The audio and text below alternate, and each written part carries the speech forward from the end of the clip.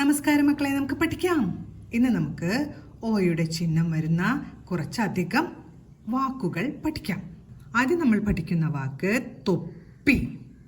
ആദ്യം തോ എന്ന് എഴുതണം. അതിനായി എയുടെ ചിഹ്നം വരച്ച് താ വരച്ച് ആയുടെ ചിഹ്നം വരച്ചു. തൊപ്പി. പാ ഉറപ്പിച്ചു വച്ചിരിക്കുന്നതുകൊണ്ട് പായുടെ കൂട്ടക്ഷരം എഴുതി ഈയുടെ ചിഹ്നം വരച്ചു. തൊപ്പി.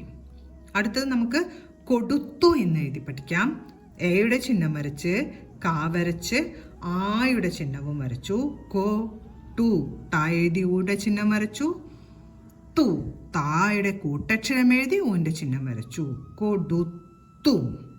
അടുത്തത് എങ്ങനെ വായിക്കാം? ഒന്ന് വായിച്ചു നോക്കൂ. തൊഴിൽ. തൊഴിൽ. തൊഴിൽ. അടുത്ത എങ്ങനെ വായിക്കാം? തൊഴുതു. തൊഴുതു. തൊഴുതു. അടുത്ത വാക്ക് പൊളിച്ചു. പൊളിച്ചു. ചാ ഉറപ്പിച്ചു വച്ചിരിക്കുന്നുണ്ട്. ചായയുടെ കൂട്ടക്ഷരം വേണം. പൊളിച്ചു. അടുത്ത പഠിക്കാൻ പോകുന്ന വാക്ക് പൊൻ. പൊന്മാൻ. പൊന്മാൻ. പൊന്മാൻ. അടുത്തത് തൊട്ടാർ വാടി. തൊട്ടാർ വാടി. അടുത്ത വാക്ക് കൊടൈക്കനാൽ. കൊടൈ അയ്യന്റെ ചിഹ്നമാണ്.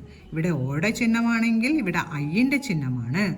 കൊടൈക്കനാൽ. കൊടൈക്കനാൽ. അടുത്തത് കൈപ്പൊള്ളി. കൈപ്പൊള്ളി. കൈപ്പൊള്ളി. അടുത്ത വാക്ക് തൊട്ടടുത്ത്. തൊട്ടടുത്ത്. താ ചേർത്ത് ഓയുടെ ചിഹ്നം എഴുതി ടാ കൂട്ടക്ഷരം എഴുതി തൊട്ടു. ഇവിടെ ടാ കൂട്ടക്ഷരമല്ല, ഉറപ്പിച്ചു വച്ചിരിക്കുന്നില്ല. അതുകൊണ്ട് ടാ എഴുതി ഊന്റെ ചിഹ്നം വരച്ചു. തൊട്ടടുത്ത്. താ വീണ്ടും ഉറപ്പിച്ചാണ് വച്ചിരിക്കുന്നത്. താ കൂട്ടക്ഷരം എഴുതി ചന്ദ്രക്കല ചേർത്തു. തൊട്ടടുത്ത്. എ ഐ ഒ ഔ ഇങ്ങനെയുള്ള ഈ സ്വരാക്ഷരങ്ങളുടെ എല്ലാം ചിഹ്നങ്ങൾ പരസ്പരം തെറ്റിപ്പോകുവാൻ വളരെയധികം സാധ്യതയുള്ളതിനാൽ പറഞ്ഞുകൊണ്ട് ഓരോ വാക്കുകളും എഴുതി പഠിക്കാൻ പ്രത്യേകം ശ്രദ്ധിക്കണം. നമുക്ക് അടുത്ത ക്ലാസ്സിൽ കാണാം മക്കളെ. നമസ്കാരം.